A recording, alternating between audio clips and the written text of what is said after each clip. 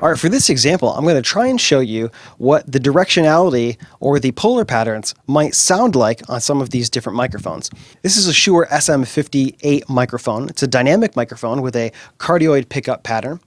We're going to test this by holding it up to the speaker and rotating it so we get sound on axis where the microphone is pointing directly at the sound source, and off axis where the microphone is pointing away.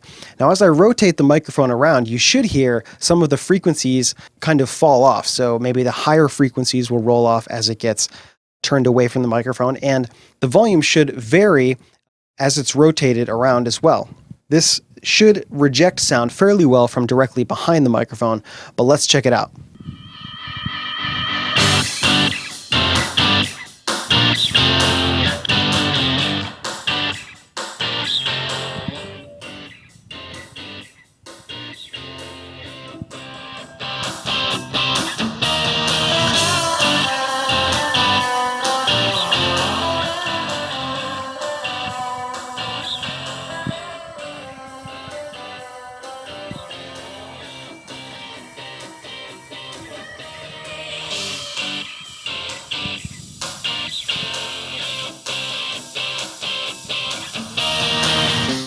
All right, up next we have a Behringer ECM 8000. This is a measurement microphone, but it can also be used in recording as well. It's got a very small diaphragm and it's a condenser microphone. Now this microphone is an omnidirectional microphone, so it should pick up sound fairly well from all around. Let's check it out.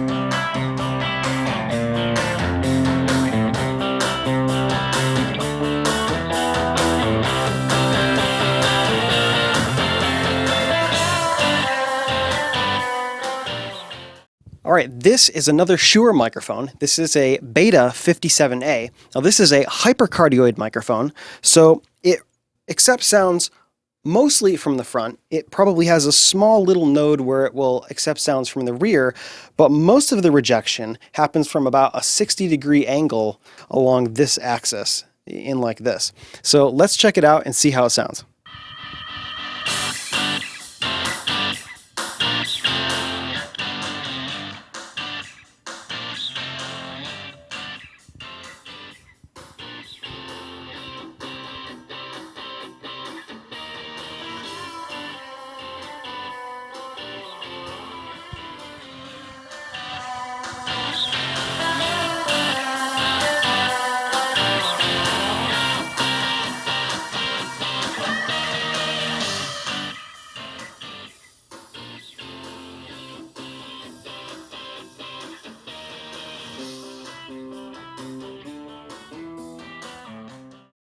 All right, this ridiculous looking contraption is a shotgun microphone on a shock mount with a boom pole attached. The microphone is actually just this cylindrical black object here, and the rest of it is the apparatus to hold it for video productions, things of that nature. Now this is a Sennheiser microphone. I believe the model is an ME66, and because it's a shotgun, most of the sound is going to come from directly in front of the microphone. It's going to reject sounds extremely well from the sides, and it may pick up sound just a little bit from behind the microphone. I'm going to use the boom pole here to manipulate it because this is a very large microphone. Let's see what it sounds like.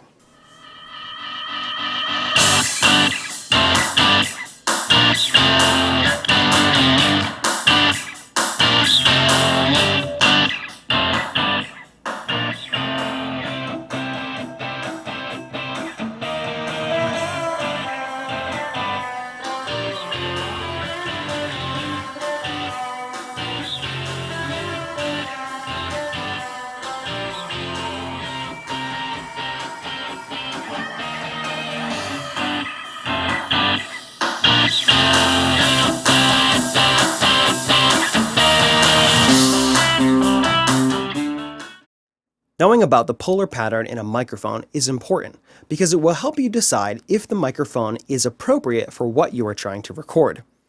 Directionality in a microphone can be a good way to focus in on the sound source, but directionality also causes proximity effect. The proximity effect in audio is an increase in bass or low frequency response when a sound source is close to a microphone. This is good to know because it can help with some sound sources and make other sound sources a nightmare to control. For instance, proximity effect can be good to beef up a voice, but if the singer or speaker is varying the distance from the microphone, the bass response will be all over the place. The only microphones that do not exhibit proximity effect are omnidirectional microphones. Here's a quick demonstration about proximity effect. I will start this test with this large diaphragm condenser microphone with a cardioid pickup pattern, and then do the same test with an omnidirectional microphone. I will start a few feet back, read a line, step closer, and read it again. Listen to how the bass will shoot up as I get right up on top of the microphone, and then compare that with the omnidirectional microphone. You may be wondering what this black circular thing is here. This is called a pop screen or a pop filter, and that's to protect the microphone and your recording from plosive consonants like P's and B's, things that have air that shoots out of your mouth when you say them. This large screen helps dissipate that and really helps with a smooth sounding recording. I love peanut butter and jelly.